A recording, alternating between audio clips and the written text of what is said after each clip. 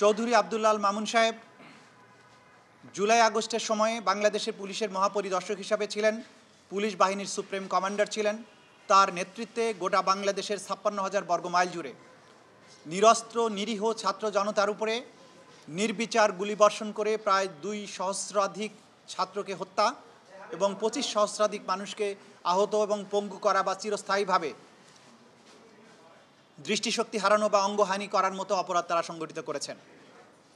সেই কারণে চৌধুরী আব্দুল্লাহ আল মামুন সাহেবের বিরুদ্ধে superior command responsibility, planning, preparation, order, complicit এই সমস্ত বিষয়ে আইনের যে সমস্ত ধারাগুলো প্রযোজ্য তার ক্ষেত্রে সেই বিষয়ে তার বিরুদ্ধে অভিযোগ তদন্ত সংস্থা দিয়েছেন। সেই অভিযোগে আমরা বলেছি তাকে তদন্ত শেষ না হওয়া পর্যন্ত গ্রেপ্তার রাখা প্রয়োজন। কেন কান্নায় ভেঙে পড়েছেন তাকে জিজ্ঞাসা করেন। আমরা ক্লিয়ার করেছি, আমরা সেটা ক্লিয়ার করেছি। এটা গুলশানের ছিলেন এবং গুলশানে তার নেতৃত্বে কতগুলো হত্যাকাণ্ড হয়েছে আমি নাম ধরে ধরে বলেছি।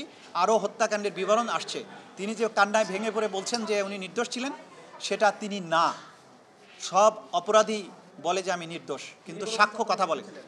সাক্ষ্য কথা বলে। জি, আর কোনো প্রশ্ন না থাকলে আমরা শেষ করছি। মাননীয় প্রসিকিউটর ডিফেন্স থেকে একটা অভিযোগ তারা দিচ্ছে এবং ওখানে কি জটিলতা হচ্ছিল? কোনো জটিলতা নেই। তারা একটা আবেদনপত্র জমা দেওয়ার চেষ্টা করেছেন, তারা আবেদনপত্র প্রপারলি দিতে পারেনি। তাদের আবেদনপত্রটি নট ইন ফর্ম এবং তারা ওকালতনামাটাও দিয়েছেন নট ইন ফর্ম। সেই কারণে যথাযথ প্রক্রিয়া অনুসরণ করে যখন অ্যাপ্লিকেশনটা জমা দিবেন তখন এটা আমাদের হাতে আসবে, তখন সেটার ব্যাপারে আমরা রেসপন্স করব। Thank you. আইনজীবীদের কোনো অভিযোগ নেই। বাধা দেয় কোথাও কাউকে বাধা দেওয়া হয় না। কার বিরুদ্ধে অভিযোগ? কার বিরুদ্ধে অভিযোগ? আপনাদের বিরুদ্ধে না, মানে এখানে যারা ঢোকার এইখানে নিরাপত্তার প্রয়োজনে এই ট্রাইব্যুনালে আপনারা জানেন যে বাংলাদেশের সবচাইতে সেন্সিটিভ, সবচাইতে স্পর্শকাতর, নিরাপত্তার দিক থেকে স্পর্শকাতর একটা বিচার এটা হচ্ছে এবং এটার স্যাংটিটি, এটার সিকিউরিটি এনশিওর করা এখানকার ল এনফোর্সিং এজেন্সি, ট্রাইব্যুনালের প্রশাসন, এটা তাদের দায়িত্ব। সুতরাং দুনিয়ার সব দেশে যাবেন যে এই ধরনের ট্রাইব্যুনালে প্রবেশাধিকার সবসময় সীমিত থাকে। এই ধরনের ট্রাইব্যুনালে প্রবেশের সময়ে সিকিউরিটি চেকিংয়ের ব্যবস্থা দুনিয়ার সকল সাধারণ আদালত থেকে ব্যতিক্রম। সেই যে প্রক্রিয়াটা আইন শৃঙ্খলা রক্ষাকারী বাহিনী করেছেন।